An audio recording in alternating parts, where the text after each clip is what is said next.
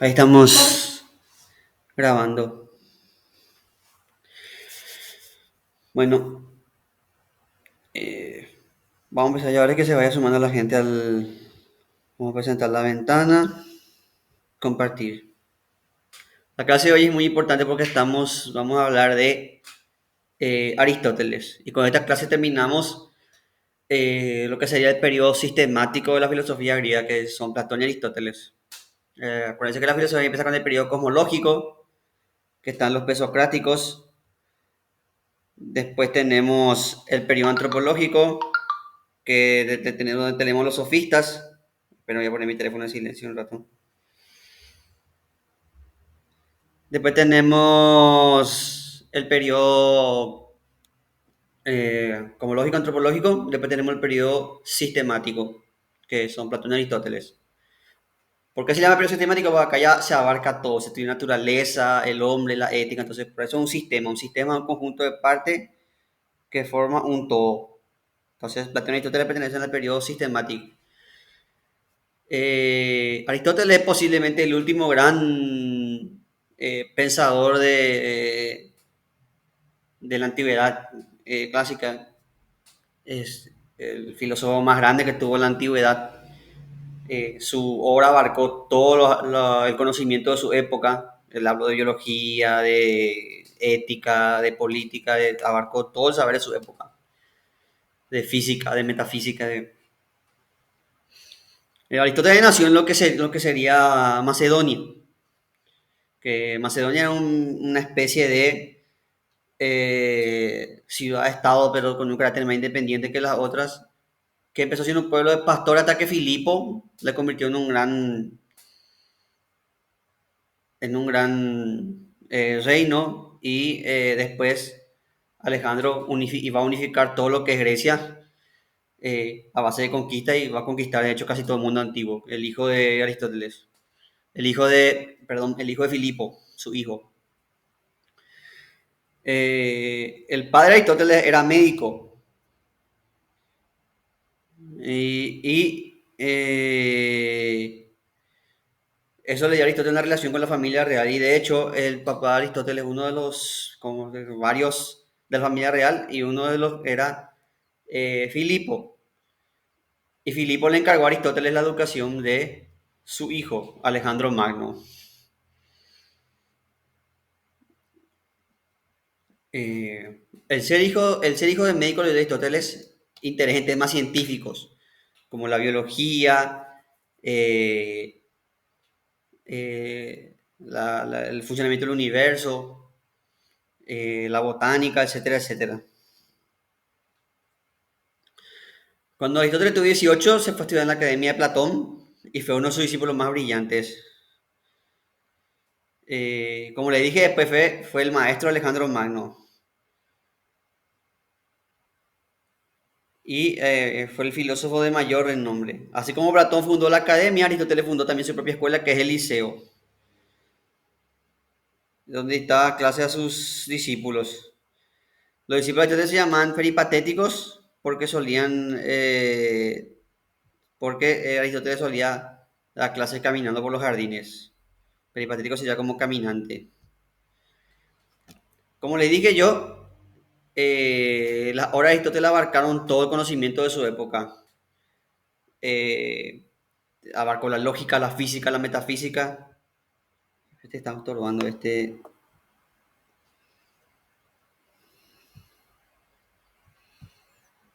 que dice el micrófono, no sé por qué no sale, venga, un ratito.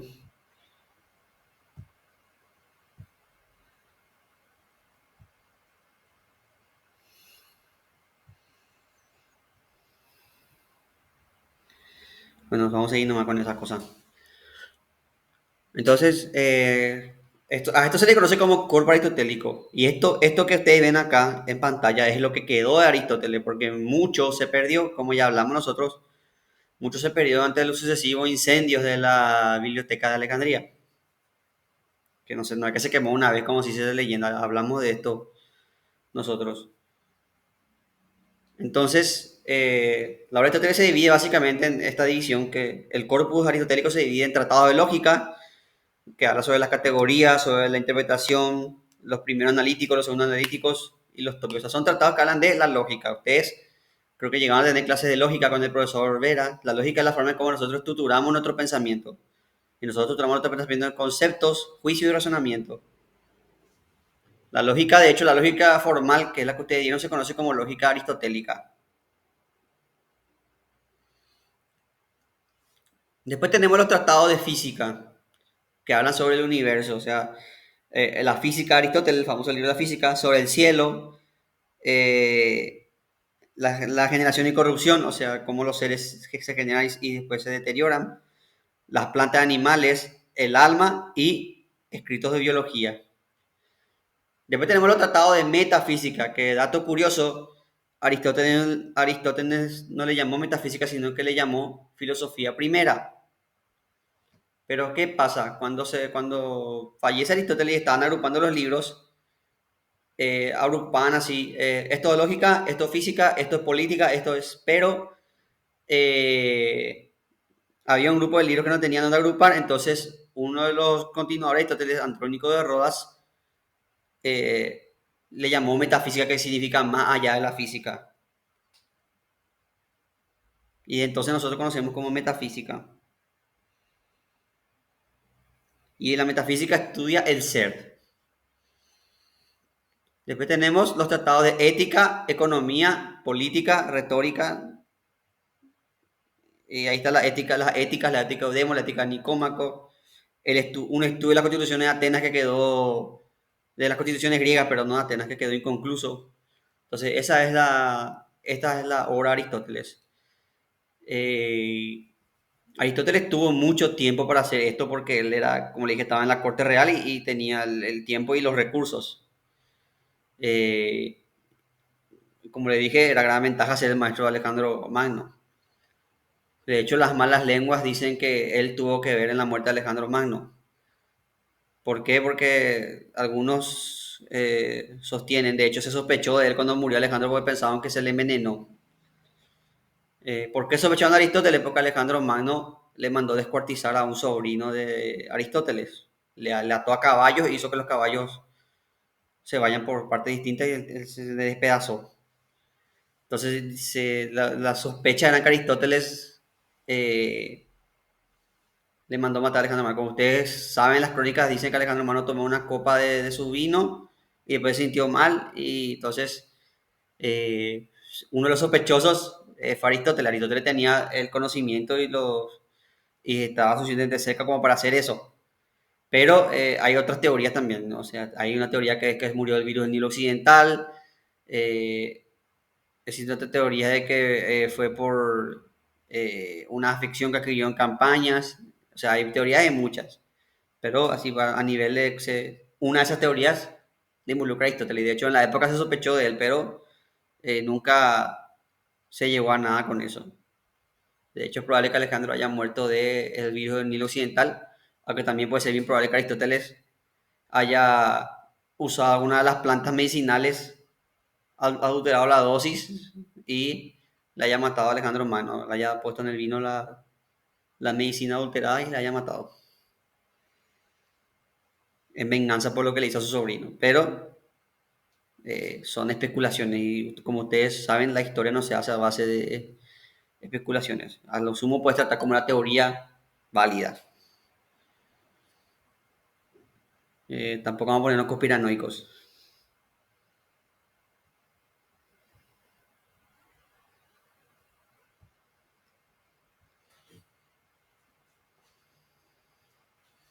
Ahí viene Camila. Hola Camila. Espera un momentito, voy a traer el parlante porque no escuché cuando se conectó ella.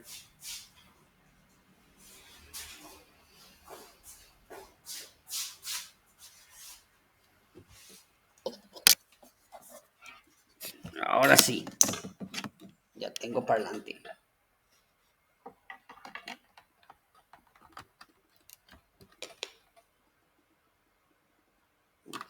Profe, yo corriendo me tuve que ir a cargar saldo porque alguien cortó o por culpa no sé qué se cayó el cable del internet. Horrible. Tranquila, Camila. Eso me conecto tarde. Tranquila, Camila, no te preocupes. Ahí ya me conecté. Entonces, Aristóteles, aparte de hacer todo lo que vimos anteriormente, también él se basó mucho en sus predecesores. Y si bien Aristóteles siempre tenía un respeto máximo a sus predecesores, también les criticaba. Él tenía mucho respeto a los filósofos que le antecedieron, perdón. A los filósofos que estuvieron antes que él le tenía mucho respeto, pero también les criticaba. Como él dijo una vez por su maestro Platón, que era posiblemente el que más respetaba, él dijo, soy amigo de Platón, pero soy más amigo de la verdad. Entonces, ¿cuál es la crítica que Aristóteles le hace a Heráclito? A Heráclito le critica que acepta el movimiento, pero no tiene en cuenta la permanencia. Heráclito tenía razón en decir que las cosas se mueven, que las cosas cambian, pero lo que Heráclito no vio es que en todo cambia una permanencia. Por ejemplo, nosotros cambiamos, nosotros crecemos, maduramos, pero ciertas personas de nuestra personalidad siguen igual que cuando éramos chicos. Siempre hay permanencia en el cambio. Eh,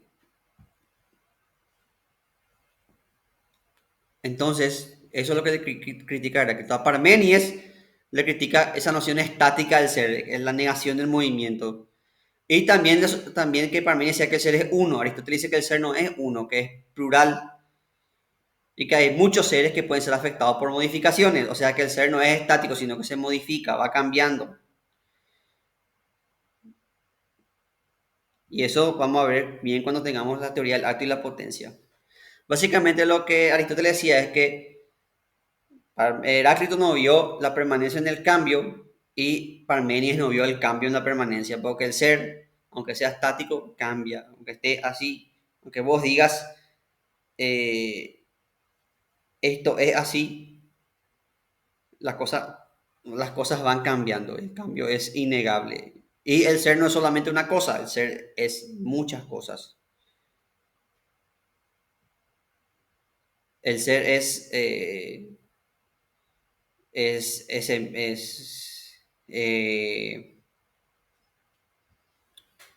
¿cómo puedo? No es una cosa unívoca, sino que es variopinto, voy a decir. Eh, una semilla, un árbol son cosas distintas. Si bien son el mismo, así como un bebé y un adulto son el mismo ser, pero son distintos a su vez. O sea, en eso que vos ves que es lo mismo, hay variación, hay modificaciones, va cambiando. Y finalmente le critica a Platón. A Platón le critica porque Platón partió el mundo en dos. Platón partió el mundo en dos. El mundo sensible, el mundo inteligible, un mundo real, un mundo aparente. Con eso Platón trató de solucionar el problema del movimiento que tanto nos rompía la cabeza desde Parmenio y Heráclito. ¿Por qué? Porque lo que hace Platón, como dijimos en la clase pasada, es conciliar a los dos. Parmenio, vos tenés razón acá, Heráclito, vos tenés razón acá. Cada uno tiene razón en su lado y punto. Pero Aristóteles dice que no, porque la teoría de Platón, en vez de solucionar, complica. Y les voy a dar el ejemplo de la gallina y el huevo. El problema del movimiento es el siguiente. ¿Qué vino primero, la gallina o el huevo? Si el huevo es gallina y la gallina después huevo, entonces ¿qué es en realidad?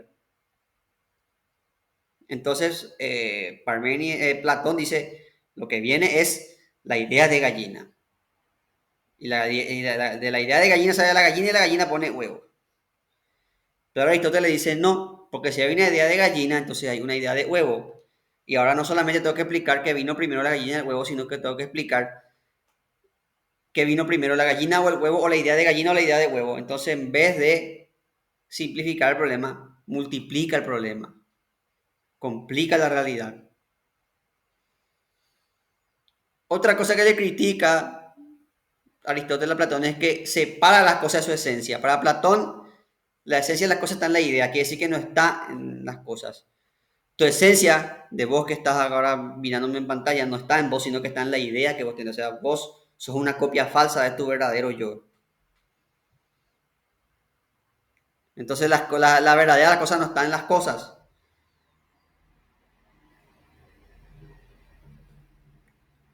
Y esto genera problemas. Y les voy a explicar por qué. ¿Cómo es el tema de las ideas? Hay un Ismael material dando clase acá y un Ismael ideal en el topo Urano. O es la idea de humano en general, de la que vienen todas las copias, de la que vengo yo, Juan, Marian, Ana, Camila. ¿Cómo es el tema?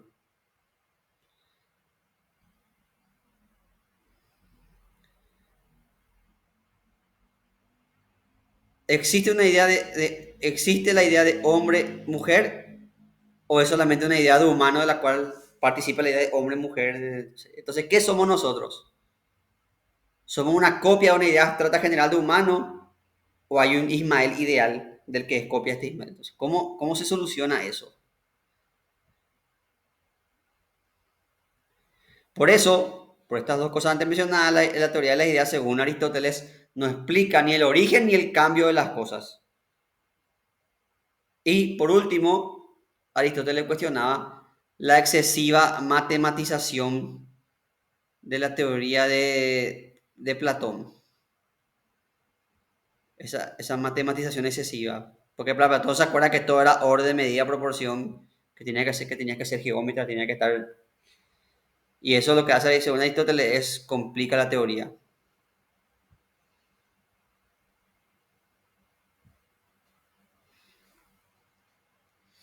Como dijimos recién, y por eso me callé y no ahondé todavía, porque ahora quiero llegar a esto. Parmenides veía el ser como uno, pero Aristóteles veía el ser como múltiples. El ser es múltiple y tiene múltiples categorías. Ahora van a entender este tema del ser múltiple. El ser es ante todo primero una sustancia. Sustancia es lo que hace que las cosas sean. Una mesa es mesa porque tiene superficie plana y un soporte que le tiene una determinada altura para hacer mesa. Eso es la sustancia. Esa es la primera categoría. Después tenemos la categoría de cantidad, que es todo lo que se puede medir esa sustancia. Sustancia sería perro, mesa, gato, todo lo que vos podés convertir en concepto es sustancia. Después tenés cantidad, que es que vos podés medir esa sustancia. Ese perro tiene tantos años, vos medís tantos metros, ese gato tiene 4 patas, todo lo que vos podés cuantificar es cantidad. Después tenemos cualidad, aquello en virtud por lo cual alguien tiene algo, es decir, una cosa que le destaca.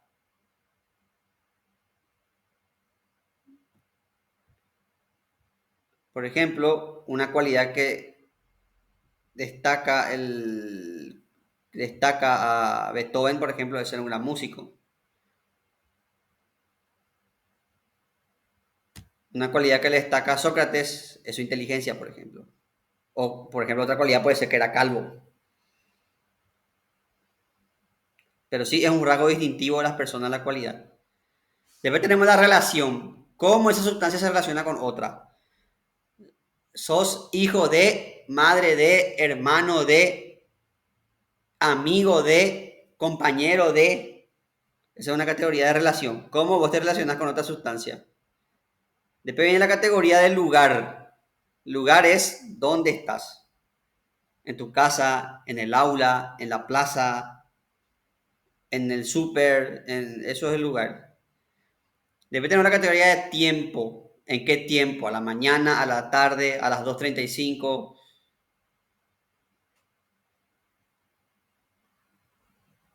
Aristóteles definía el tiempo como el movimiento de la materia. ¿Qué quiere decir esto?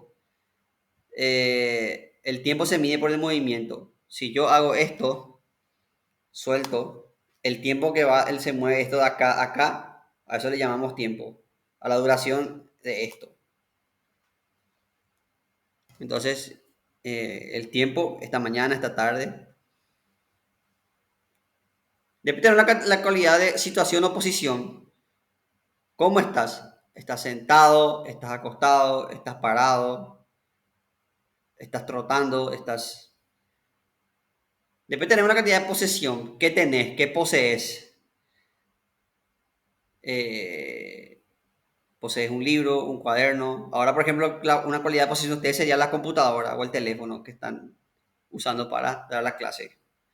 Depende tener acción. ¿Qué estás haciendo? ¿Qué es? Lo que estás haciendo ahora es dar clase.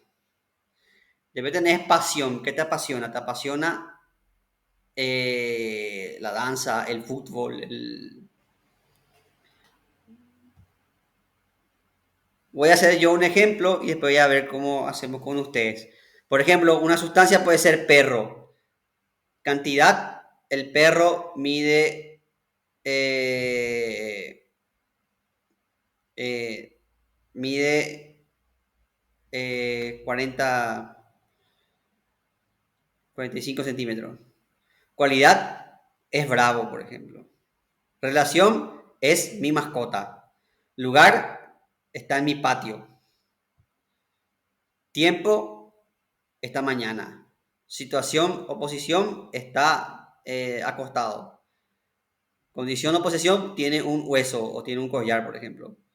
Acción ladra. Y pasión le gusta comer, por ejemplo.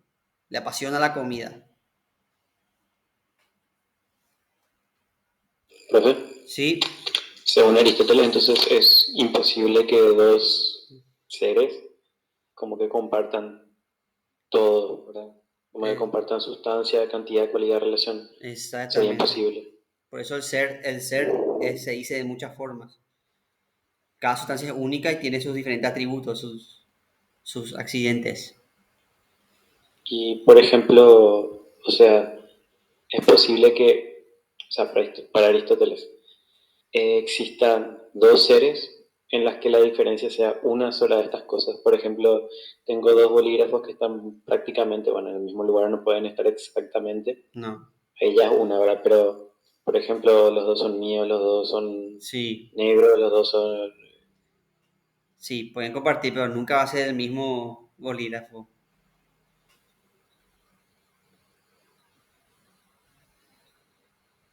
Ah, ya. Ahora, voy a dar un ejemplo y ustedes van a decirme, por ejemplo, si yo digo sustancia Sócrates, ¿cuál sería una cantidad en Sócrates? Un ejemplo de cantidad en Sócrates.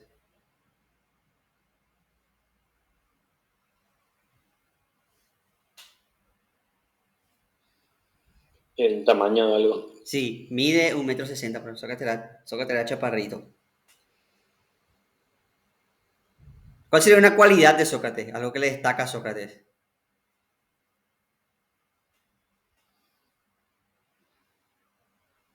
Por ejemplo, según Nietzsche, Sócrates era feo y negro. Esa es según Nietzsche, una cualidad de Sócrates, era feo y negro. Puede decir también que es inteligente, puede decir también que... relación, Sócrates era esposo de Antipa, por ejemplo, o era maestro de Platón, por ejemplo. Lugar, en la plaza, en el ágora. Tiempo, en la tarde. Situación, está sentado. Condición, posee una túnica ajada. Acción, está dialogando. Y pasión, la búsqueda de la verdad. Vamos a otro ejemplo. Si yo digo sustancia gato, ¿cuál sería una cantidad de gato? A ver quién me puede decir algo que se pueda medir del gato.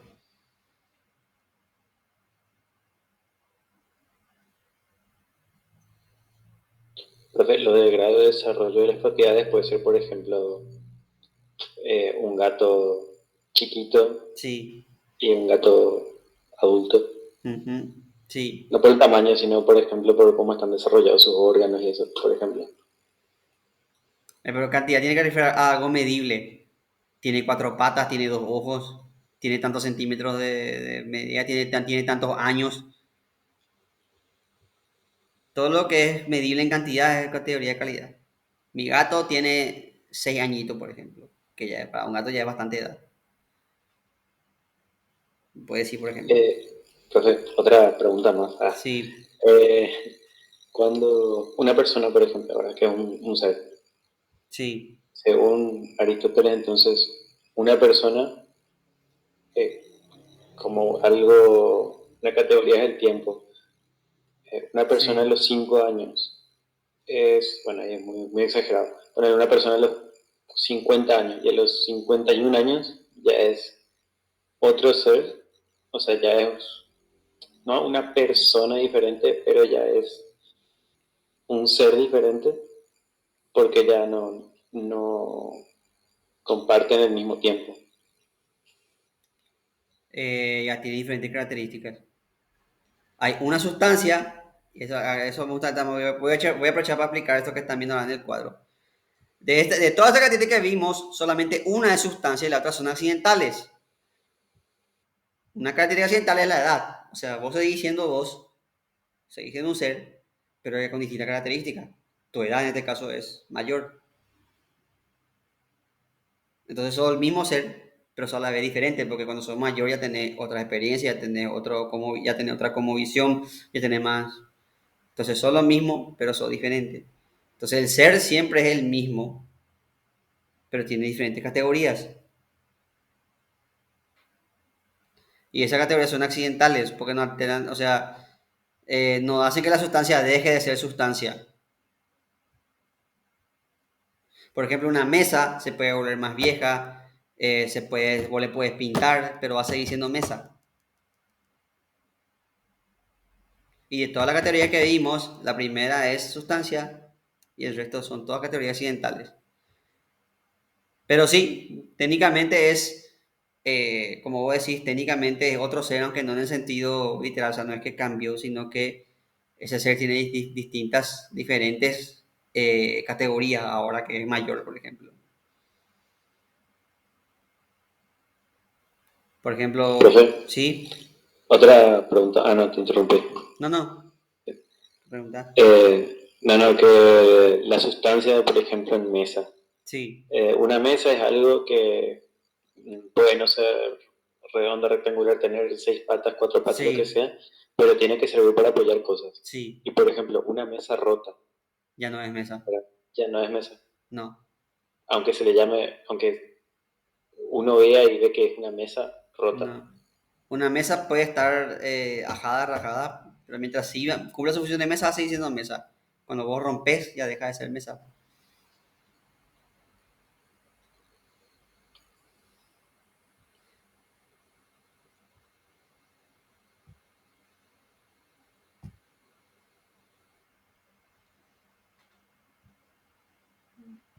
Y acá viene, con esto Aristóteles soluciona el problema del movimiento, que tanto nos rompió el coco en la filosofía anterior.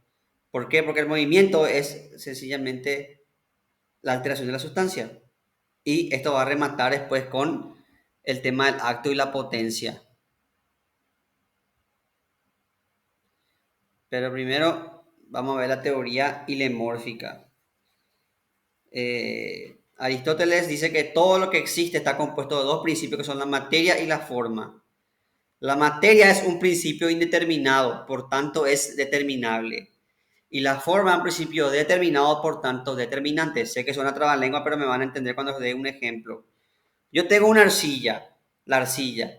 Una arcilla es algo indeterminado, o sea, yo puedo hacer una maceta, puedo hacer una escultura, puedo hacer un vaso, puedo hacer un cántaro, puedo hacer lo que se me ocurra, una alcancía de chanchito puedo hacer con arcilla. Por tanto, esa arcilla está indeterminada y por tanto es determinable. Determinable que yo le puedo determinar, le puedo dar la forma que quiero. Pero una vez que yo a esa arcilla le convierta en un cántaro, esa arcilla va a tener un principio determinado, o sea, ya va a estar hecha para algo que es juntar líquidos. Por tanto, ya va a estar determinada. La forma es lo que determina la materia. La materia está así sin determinarse hasta que tiene una forma.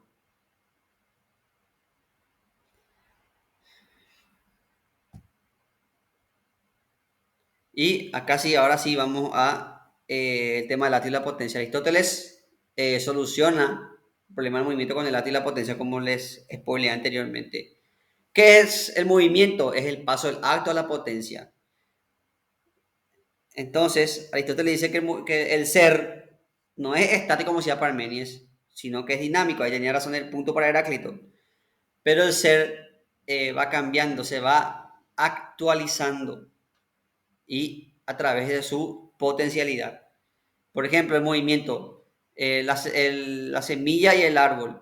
Si una semilla se convierte en árbol, entonces, ¿qué es? Aristóteles dice, es una semilla en acto y un árbol en potencia. Tiene la potencialidad de ser un árbol, si vos le dejas crecer.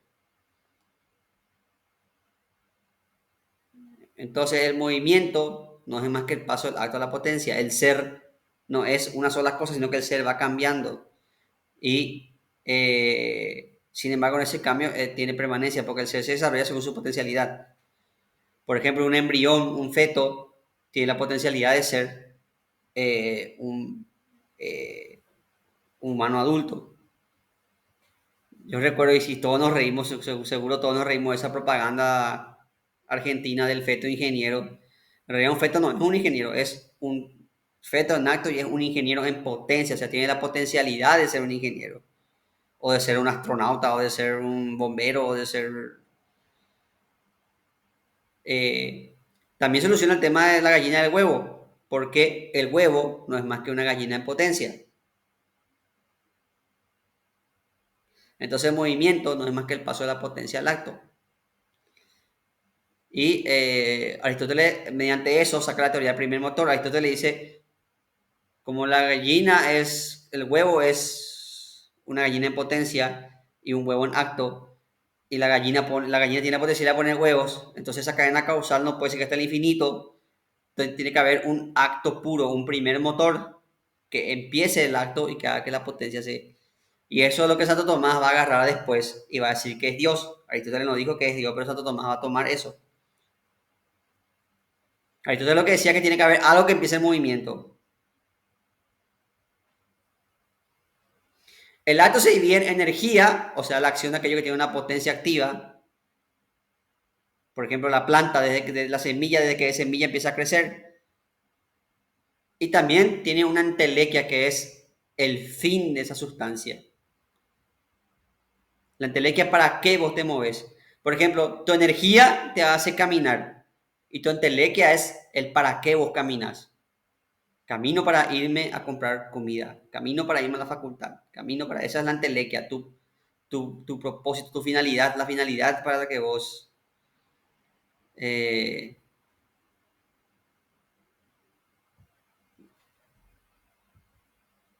pero no, acá está mal tipeado, ahí está. Esa es la entelequia, la finalidad. Después tenemos la potencia. La potencia activa es la capacidad de producir algo. Por ejemplo, yo puedo producir saliva, yo puedo producir... Y la potencia activa es cuando vos cambias de estado por una acción externa. Eso es lo que te afecta del exterior, lo que te pone triste o contento. Por ejemplo, vos escuchas música y te pones contento. Y lo activo es lo que vos por vos mismo haces. Entonces Aristóteles explica así el movimiento mediante el acto y la potencia.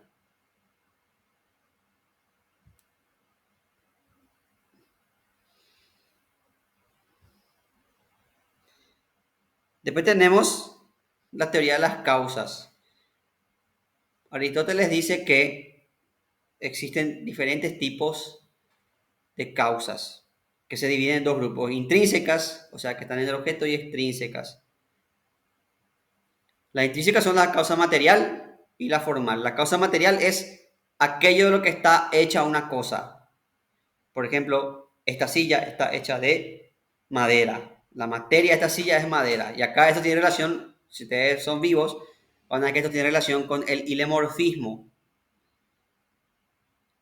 Y después está la forma, que es aquello que hace que la cosa sea lo que es. O sea, una silla tiene que tener una determinada forma para ser silla. Tiene que tener, por ejemplo, acá para que yo me apoye.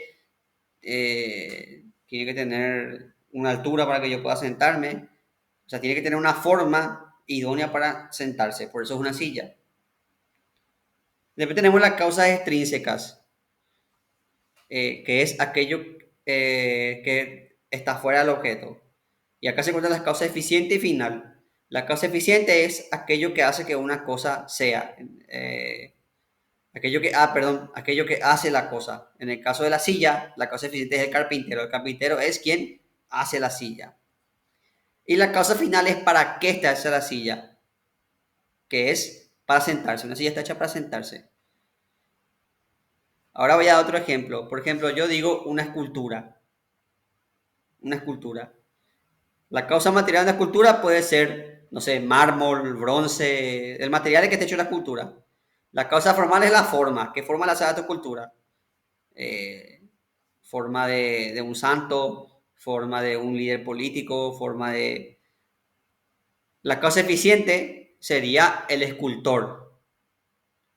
Y la causa final es para qué está hecha la escultura. Y la causa final puede ser la escultura está hecha para embellecer el paisaje, puede estar hecha con un fin político, la escultura así de, no sé, una escultura de un político importante.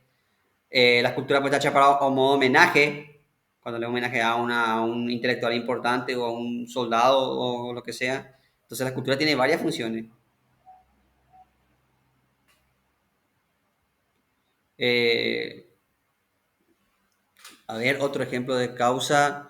Una bicicleta. La cosa material de la bicicleta sería el hierro, el caucho de la goma, etcétera, etcétera.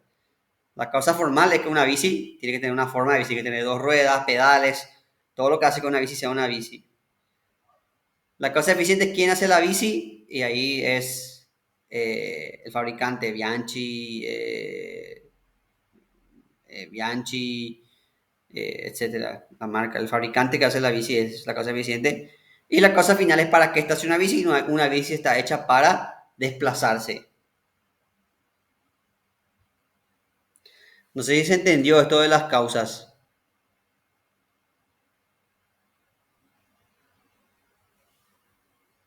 ¿Alguna pregunta? Ah, perfecto. Estas son las causas que maneja Aristóteles. Y tenemos también los tipos de cambio. Y acá está lo que dijo el compañero sobre la mesa, si vos rompes la mesa. Existen dos tipos de cambio. Un cambio sustancial es cuando se genera una sustancia nueva o se destruye una sustancia. En el caso que dio el compañero, por ejemplo, de la mesa, ese cambio que tuvo la mesa es sustancial, o sea, la mesa dejó de ser mesa, se destruyó, porque ya quedó, ya se quebró al punto de que ya no puede funcionar como mesa, entonces la mesa se destruyó. Ese es un cambio sustancial. ¿Por qué? Porque modificó totalmente la sustancia. Ya la sustancia dejó de ser lo que era. En cambio, el cambio accidental, por ejemplo, sería si yo en vez de romper la mesa, yo pinto la mesa. Es un cambio accidental porque le pinté, pero sigue siendo mesa. Por más que le haya pintado de blanco, de negro, de verde, sigue siendo mesa. Si yo pinto una mesa o si yo corto los bordes de una mesa para hacerla redonda en vez de cuadrada, va a seguir siendo una mesa. Pero si yo agarro un fósforo y le prendo fuego a la mesa, ya va a dejar de ser mesa. Entonces ya va a ser un cambio sustancial. Si yo le cambio de forma o de color o le cambio de lugar, es un cambio accidental. También, por ejemplo, tener un bebé es un cambio sustancial. ¿Por qué? Porque un bebé es una sustancia nueva. Un bebé es un ser nuevo independientemente del padre y de la madre. Aunque un bebé tiene genes de papá y mamá, el bebé es un ser independiente, es un ser por sí mismo. Entonces es un cambio sustancial porque es la generación de una nueva sustancia.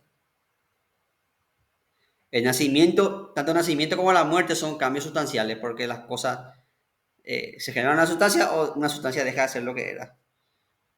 Un cambio accidental, por ejemplo, sería si yo me tiño el cabello o me dejo crecer la barba o me voy a la playa y me bronceo o me cambio de ropa o le pongo nueva llanta a mi bici, etcétera, etcétera. Entonces, esos son los tipos de cambio, el sustancial y el accidental. Sustancial es cuando la sustancia se destruye o se crea una nueva sustancia y accidental es cuando la sustancia cambia pero sin dejar de ser sustancia.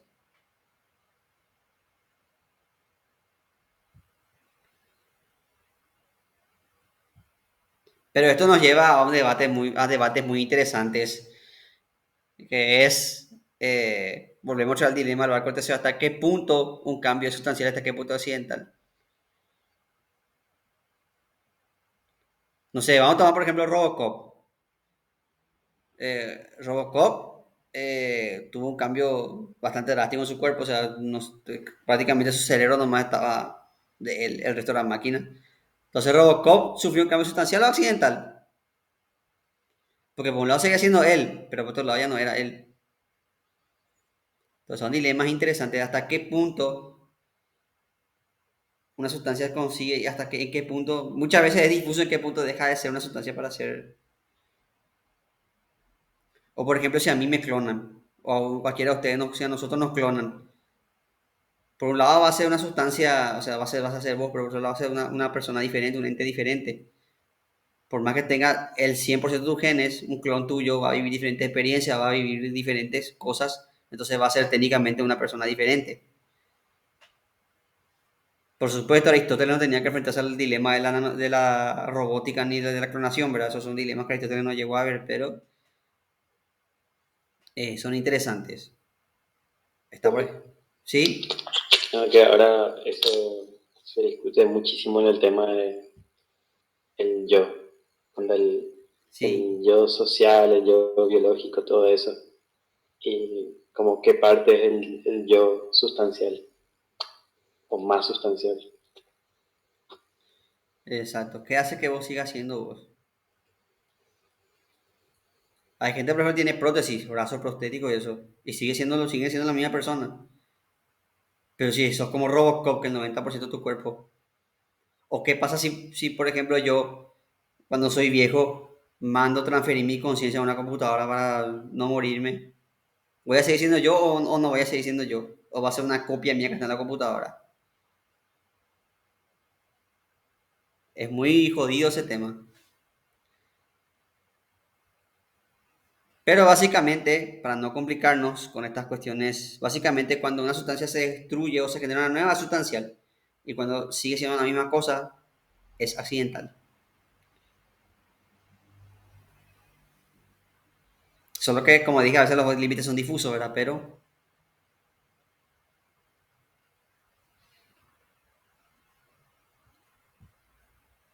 ahora bien, hablemos un poco de la antropología aristotélica.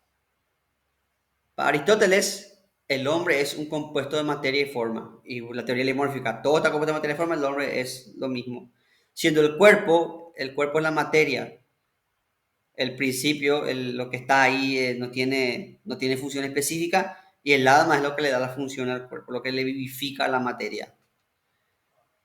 Por tanto, Aristóteles, a diferencia de Platón, Aristóteles era monista. Platón era dualista. Platón decía que el cuerpo y alma eran entidades aparte, o sea, que el alma estaba separada del cuerpo.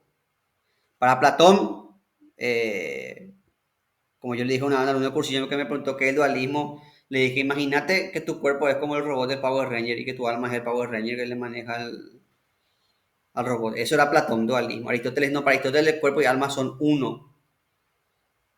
Aristóteles decía que si el cuerpo es el ojo, el alma sería la visión. O sea, no puede haber visión sin ojo, están unidos los dos. El ojo es la materia y la visión es lo que nosotros vemos a través de esa materia. La visión es la forma.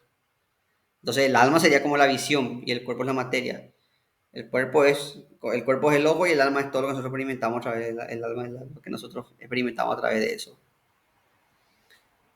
Entonces ahí hay una polémica entre Platón y Aristóteles porque Platón es dualista y la iglesia adoptó el dualismo platónico y después eso va a chocar, como vamos a ver después, con el monismo aristotélico.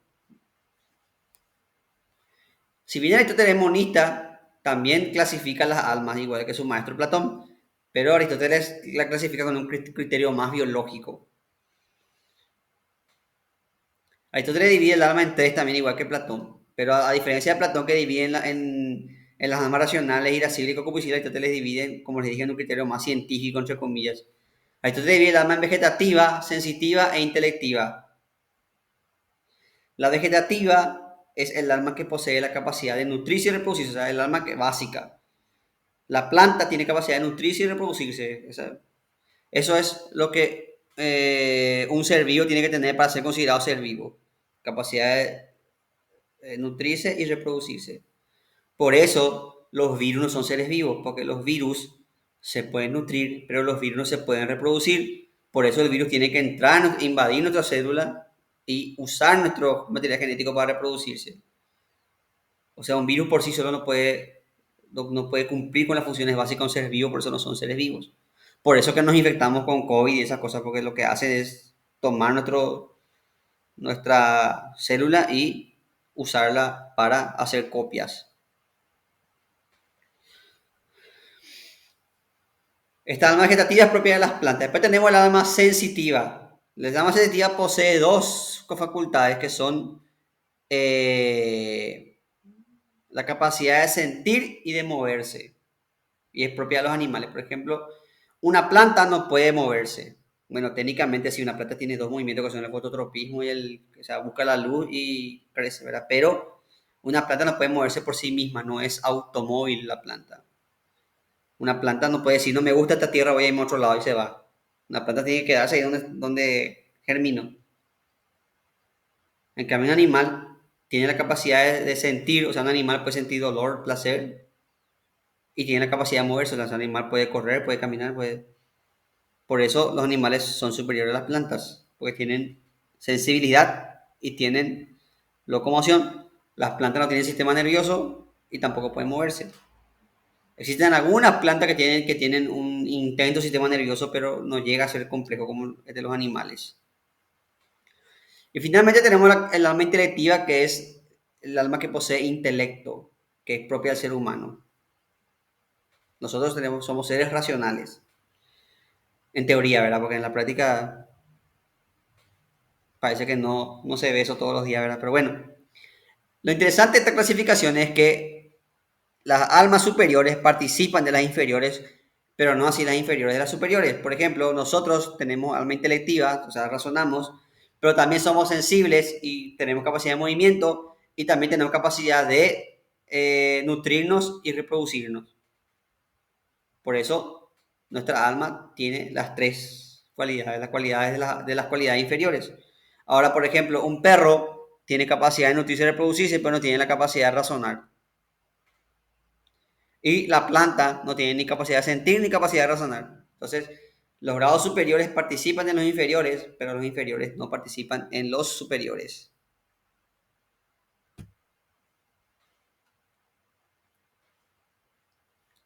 Tenemos también la teoría del conocimiento aristotélica.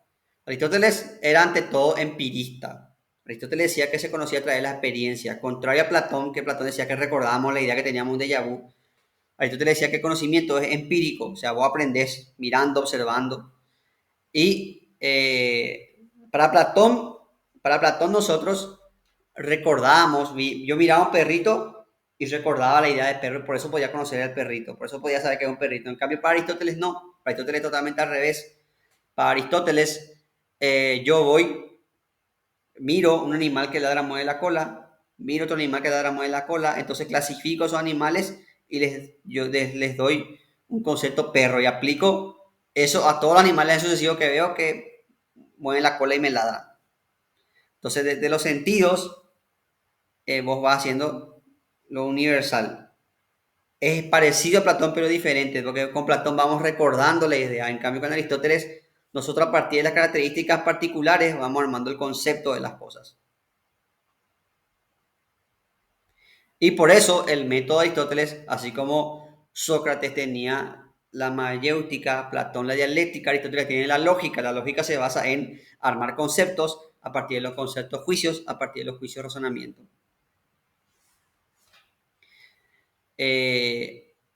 Para esto Aristóteles dice que tenemos dos tipos de intelecto. Un intelecto activo, que es el que forma los conceptos mediante los sentidos. O sea, nosotros vemos el animal que mueve la cola, ladra, agrupo con otros animales similares y hago una abstracción universal y le llamo perro.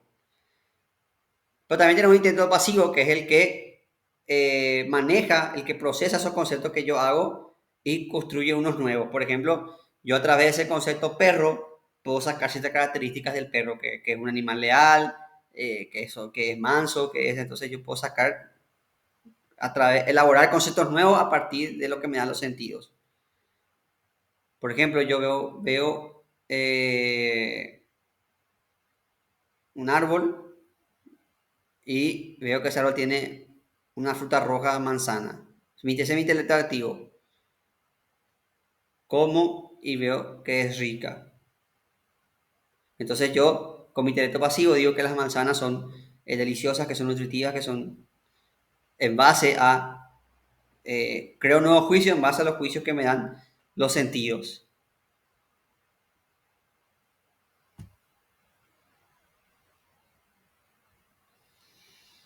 Y ahora vamos a ver un poco la clasificación de las ciencias en Aristóteles. Aristóteles distingue tres grandes ramas de la ciencia. La primera son las ciencias especulativas o teóricas. La filosofía, la matemática pura, son ciencias teóricas. Se basa solo teoría. Después tenemos la ciencia práctica, que es la que persigue una función en la conducta de la moral. La ética y la política, porque son disciplinas prácticas. Porque persiguen, o sea, no solamente se basa en aprender, sino que vos que tenés que usar ese conocimiento para aplicar en la sociedad. Y después tenemos las ciencias productivas, que es el saber hacer las cosas. Por ejemplo, un carpintero tiene que saber hacer sillas, tiene que saber. Entonces, acá están las ciencias que sirven para producir cosas. Yo tengo que tener un conocimiento para saber cultivar, por ejemplo, o para saber hacer silla. O tengo que tener un conocimiento para saber hacer una casa, por ejemplo. Para Aristóteles, las ciencias más altas son las especulativas, porque para Aristóteles sin la teoría uno puede aplicar. Por eso Aristóteles pone la física, la matemática pura y la metafísica como las ciencias principales. En esta época, en el sentido de ciencia, la niña bonita de la ciencia es la filosofía. Yo siempre uso la metáfora de la niña bonita. La ciencia siempre tiene una niña bonita. En esta época de la filosofía, en la Edad Media va a ser suplantada por la teología, después va a ser suplantada por la matemática, después por la física y ahora por la biología. En la actualidad. En esta época, la niña bonita era la filosofía.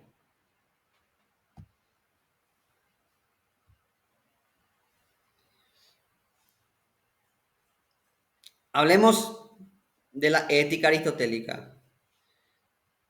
Aristóteles, la ética aristotélica es una ética eudemonista. Eudemonismo quiere decir poseído por un buen demonio. Ahora, demonio no tiene usted que interpretar en el sentido así de satánico, ni de, porque demonio tiene otra acepción en griego. Daimon es espíritu para el griego.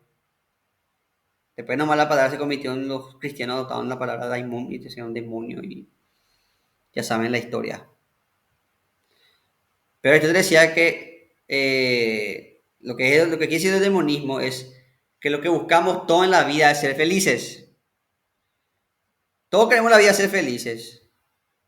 ¿Para qué vos querés plata para ser feliz? ¿Para qué querés un cargo importante para ser feliz? ¿Para qué querés honor y gloria para ser feliz? ¿Para qué querés todo lo que hacemos nosotros nuestra perdón,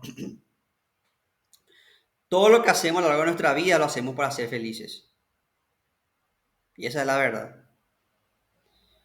Hay una anécdota así de John Lennon, bastante aristotélica, la mamá de Lennon, que le dijo a su hijo, la mamá de John Lennon le dijo a John Lennon que él tiene que ser feliz, tiene que buscar ser feliz. Y John Lennon se va a la escuela y su maestra le dice qué querés ser cuando seas grande, le pregunta a su maestra. Y John Lennon dice, cuando yo sea grande quiero ser feliz. Y la maestra le dijo, no entendiste la pregunta. Y John Lennon le responde supuestamente, vos no entendiste la vida. ¿Por qué? Porque lo que busca John Lennon es la felicidad. Lo que buscaba John Lennon en teoría era la felicidad. El problema es cómo buscamos la felicidad. ¿Qué es lo que nos hace felices? El dinero te da la felicidad. La fama te da la felicidad. Entonces hay mucha gente que tiene dinero y no es feliz. Hay mucha gente que tiene fama y no es feliz. Hoy, por ejemplo, salió el tema de Johnny Depp. O sea, el pobre tipo pasó por muchas cosas malas, pese a con toda la plata y la fama y todo lo que tenía. No se salvó de que su vida sea un desastre. Y esa es la historia de muchos famosos. Entonces, la plata no necesariamente te da feliz. Ahora, no vamos a ser ingenuos. Obviamente, siempre es bueno tener sustento para tener tu... Pero la plata como un fin en sí mismo no te va a hacer feliz. La fama tampoco. La fortuna tampoco. Tener pareja tampoco. Entonces, ¿cómo nosotros qué tenemos que hacer para ser felices? Aristóteles dice que la virtud es lo que es más propio nuestro. O sea, vos tenés que hacer lo que es propio de tu naturaleza. Y lo que es propio de la naturaleza humana es razonar. Entonces la virtud está en la vida racional, en la vida contemplativa. Ese es el conocimiento de la virtud. El virtuoso es el que dedica su vida al conocimiento, a la verdad, al saber. Por eso, para Aristóteles, los filósofos eran los más felices, porque eran los más virtuosos. Ahora, en esto se parece a Aristóteles a Sócrates, pero Aristóteles también critica la ética socrática. Porque para Aristóteles la virtud no es solamente una idea, no es solamente el conocimiento por sí mismo, sino que la virtud es un hábito. No hace, no, la virtud no tiene que tener disposición de obrar bien. No solamente tenés que conocer la ley, sino que tenés que obrar conforme a la ley. Y en esto Aristóteles se parece a Jesús, que le criticaba a los fariseos que conocían las leyes, pero no obraban en consecuencia de esas leyes. Por eso Jesús le decía sepulcro blanqueado a los fariseos. Pero volviendo a Aristóteles, Aristóteles decía que la virtud es un obrar, la virtud es un hábito. Es como el ejercicio de la virtud. No basta con que vos te pases viendo videos de gente alzando pesas y no te vas a hacer fuerte vos viendo videos de gente alzando pesas en YouTube. O te vas a hacer fuerte alzando pesas. Y la virtud es eso, la virtud también es así. Vos no te vas a hacer virtuoso leyendo sobre moral y ética, ni vos vas a ser virtuoso aplicando los preceptos. Por supuesto que la teoría es importante, como vimos, la vida más feliz es la vida del teórico. Pero esa teoría no sirve si vos no aplicás.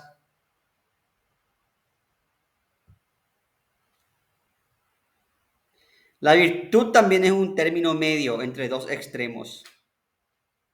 Por ejemplo, el valor es una virtud, ¿por qué? Porque el valor es el punto medio entre la cobardía, que es la falta de valor, y la temeridad, que es el arrojarse al peligro sin pensar. Una persona cobarde es alguien que no actúa cuando la circunstancia amerita que actúe. Y una persona temeraria es una persona que actúa sin pensar. Es totalmente el extremo opuesto. Y entre el medio de eso está el valiente. Es lo mismo, el ahorrador es un virtuoso porque está entre el derrochador y el avaro. Un derrochador es una persona que no puede ver plata porque ya gasta todo en el día. Y un avaro es una persona que guarda su plata, que está ahí con su moneda así, y nunca gasta y no es feliz porque sí, está ahí y nunca usa su fortuna. El ahorrador, en cambio, es alguien que sabe cuándo gastar, pero sabe que tiene que tener también una cosa para los tiempos malos. Entonces, eso es la virtud para Aristóteles. Y hay dos clases de virtudes. Las virtudes éticas, que son propias de la voluntad, o sea, que requieren voluntad para hacer. Vos tenés que tener voluntad para ser bueno, tenés que tener voluntad para ser valiente, tenés que tener voluntad para... Y las virtudes ya no éticas, que son, sí, sí, exactamente. Y las virtudes ya no éticas, que son las virtudes del intelecto, cuando vos sabes, tenés dotes artísticos o dotes poéticos, o sabes bailar, o sabes... Esas son virtudes ya no éticas.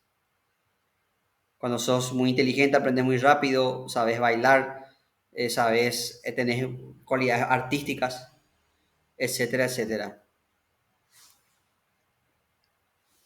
Por último tenemos la política de Aristóteles. Eh, A diferencia de Platón, que hacía una escala, un top 5, Aristóteles reconoce, porque Aristóteles, acuérdense que Aristóteles era un tipo pragmático y él hizo un estudio sobre la constitución ateniense, de Grecia, perdón.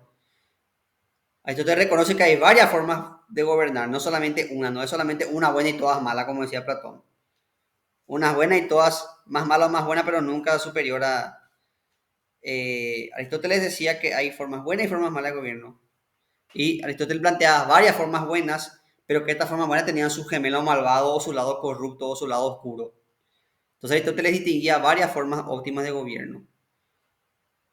Para Aristóteles, por ejemplo, una forma buena de gobierno era una monarquía, cuando gobierna uno solo. Cuando una persona gobierna, cuando un monarca gobierna a beneficio de su ciudad, es una buena forma de una monarquía. Ahora, si ese monarca, en vez de gobernar por el bien de su pueblo, gobierna por sí mismo, entonces esa monarquía se degenera y se convierte en su forma corrupta de gobierno, que es la tiranía, que es cuando el gobernante, en vez de gobernar por su pueblo, gobierna por su beneficio propio. Esa es la tiranía. Después tenemos la favorita de Platón, la aristocracia, el gobierno de los mejores. La aristocracia, cuando la gente es capacitada, gobierna en beneficio de la ciudad, es una buena forma de gobierno. Ahora, si ellos gobiernan en su beneficio propio y todas las leyes hacen para beneficiarse entre ellos, entonces se corrompe la aristocracia y se convierte en una oligarquía, que es un gobierno de pocos. Después tenemos la democracia, que es el gobierno de los ciudadanos. Cuando los ciudadanos eligen y participan en la vida política, es una buena forma de gobierno. Cuando el ciudadano sabe elegir, cuando interviene en las leyes, Pero cuando el ciudadano no sabe elegir y elige a los corruptos, elige a los peores, la democracia se degenera y se convierte en demagogia. Entonces vemos que tenemos estas tres formas buenas de gobierno y sus tres formas malvadas o corruptas. ¿Cuál era la mejor forma de gobierno para Aristóteles? La mejor forma era la monarquía, pero moderada. O sea, Aristóteles quería una monarquía moderada. Un gobierno de uno, pero que tenga un consejo, un grupo de gente que le asesore y le modere, porque una monarquía, si no es moderada, es muy fácil que devengan una tiranía, porque si uno no tenés límite, obviamente te vas a exceder. El poder corrompe y el poder absoluto corrompe absolutamente. ¿Por qué Aristóteles, si bien decía que la democracia era una forma positiva de gobierno, que era buena, no le consideraba la mejor forma de gobierno a la democracia? Porque Aristóteles decía que la democracia fácilmente puede generar en demagogia, porque cuesta mucho instruirle al pueblo. Y el pueblo es fácilmente engañable. Aristóteles, en cierta forma, comparte pensamiento con Platón. Si bien Aristóteles no dice que la democracia es mala, sí Aristóteles reconoce que fácilmente puede derivar de generar una demagogia. Por eso para Aristóteles lo mejor era la monarquía moderada. También porque Aristóteles obviamente trabajaba para la familia real de Macedonia, entonces obviamente no va tiraba contra su tacho, ¿verdad? Otra cosa polémica de Aristóteles es la cuestión de la esclavitud. Aristóteles decía que hay seres que nacen para ser libres y hay seres que nacen para ser esclavos. Incluso dice que la esclavitud es necesaria para el funcionamiento de la sociedad. Porque si no hay esclavos, no va a haber hombres libres. Entonces, eso es algo negativo a Aristóteles, porque mientras los sofistas decían que todos somos iguales, Aristóteles decía que no, que hay seres libres y hay seres esclavos, y que los esclavos son animales parlantes, o sea, son como tu perrito, pero que te hablan. Ahora, esto también hay que tomar con pinzas, porque Aristóteles jugaba a dos puntas ahí. Por un lado, decía que sí reconocía la necesidad de la esclavitud. Acuérdense que era el sistema de producción imperante en la época, o cómo usted cree que se construyó el Coliseo. ¿Ustedes creen que el Coliseo se construyó con no? Roma para existir como Roma, como imperio dependía de esclavos. Egipto para existir como imperio tenía que depender de esclavos. Si bien los esclavos no fueron los esclavos no construyeron las pirámides, eso es falso. Eso es muy hollywoodense. Pero sí la economía de Egipto dependía de esclavos. De hecho, es probable que los esclavos no hayan construido la pirámide. De hecho, se sabe que los esclavos no construyeron la pirámide, pero sí estaban picando la cantera para hacer los ladrillos que hicieron la pirámide. Las pirámides fueron hechas por hombres libres que eh, el faraón les ocupaba porque vieron que en Egipto el Nilo sube y baja. Y cuando el Nilo baja no puedes cultivar, cuando el Nilo sube no puedes cultivar. Entonces el faraón hacía una especie de keynesianismo y le hacía trabajar en la pirámide para mover la economía mientras el río Era una maniobra muy astuta, por cierto, de los faraones. Así tenían el pueblo ocupado, Pero sí, para hacer esas pirámides tenía que haber un montón de gente picando piedra y no le vas a estar pagando un sueldo a cada picapedrero, si no, no se va terminando con tu pirámide. ¿Cómo solucionar eso? Mano de obra esclava. Así se manejaba el mundo antiguo. Las civilizaciones grandes que ustedes conocen se hicieron a base de esclavos. Ningún imperio, ni siquiera los mayas ni los incas iban a subsistir sin esclavos. Pero Aristóteles también criticaba, por ejemplo, Aristóteles criticaba la esclavitud por guerra. Él decía que no tiene un pueblo vencido, no tiene derecho a esclavizar a un pueblo vencido. Él decía que haya esclavo por deuda, que haya esclavo por eso sí, pero esclavo por guerra no. Entonces Aristóteles tenía un juicio bastante complejo con respecto a la esclavitud. Pero sí, ese juicio influyó. De hecho, cuando se hizo el debate entre Bartolomé Las Casas y Sepúlveda, el argumento de Sepúlveda era aristotélico. Los indios son esclavos, son animales parlantes y como decía Aristóteles, entonces tienen que ser esclavos, pueden ser esclavos. O sea, influyó. eh, y eso es algo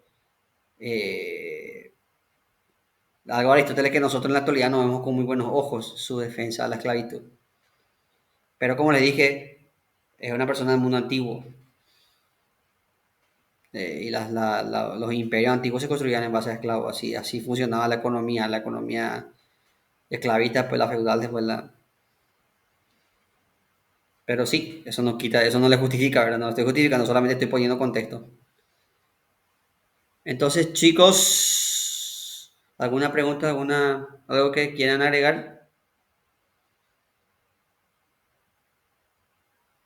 Profe, una pregunta. Sí, Eh, ¿Es cierto eso de que Aristóteles, en eso de las formas de gobierno, que de entre las tres formas buenas, la mejor posible era, según él, la monarquía, sí, pero moderada. que, como siempre o sea, en la política los gobiernos tienden luego a viciarse, que la peor de las formas malas es la tiranía. Sí, Entonces que lo más práctico es la democracia. Que de sí, las buenas, teóricamente es la peor, pero más o menos estamos bien sí, así. sí. El tema de Aristóteles decía que el problema de la democracia es que fácilmente vos podés hacer que se vaya todo al... Pero sí, Aristóteles reconocía a Aristóteles el valor de la democracia, sí. Y de hecho, como decís, decía que era muy práctica. Él vio la experiencia de Atenas y decía, mira, Atenas prosperó con democracia.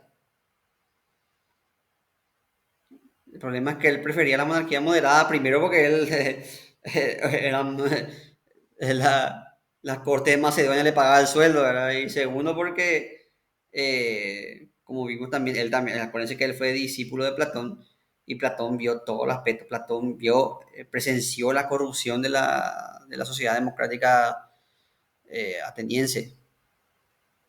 Entonces Aristóteles también tenía esa cierta desconfianza aparte de sus intereses, tenía esa cierta desconfianza, heredó de sus maestros esa cierta desconfianza. Pero a diferencia de sus maestros, Aristóteles supo ver el lado bueno de la democracia. Eso también es algo que hay que reconocer en Aristóteles, que no se quedó la visión de su maestro, la visión negativa de su maestro. Aristóteles reconocía que podía funcionar la democracia y que era útil. Porque para Aristóteles no había una sola forma de hacer bien las cosas, sino que había varias formas. La que él prefería la monarquía moderada, ¿verdad? Pero sí, ok, si el pueblo, si la ciudad-estado quería gobernarse democráticamente, adelante. Cuiden nomás que no se corrompa esa democracia.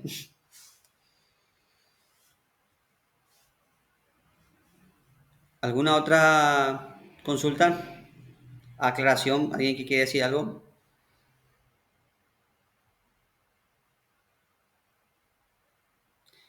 Bueno. Ahora sí vamos a entrar la siguiente clase vamos a entrar en un periodo que ustedes nos dieron en el cursillo, que es el helenismo. Un periodo interesante donde están las escuelas morales, los cínicos, los estoicos, eh, los epicúreos. Y por eso va a ser muy interesante la próxima clase para ustedes. Y con eso ya terminamos Antigua y empezamos ya medieval. Y creo que el examen va a abarcar, creo que lo pertinente sería que el examen abarque todo Antigua.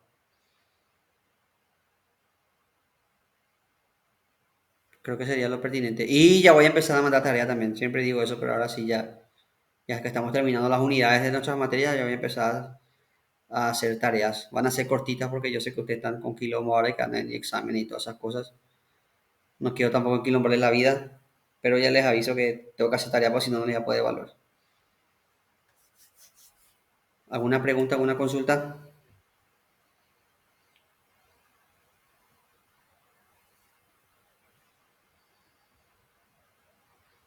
Bueno, si no hay nada más que agregar, podemos dar por concluida esta sesión. Dale, profe. Dale, profe. Nos vemos, chicos. Chao, chao. Chao, chao.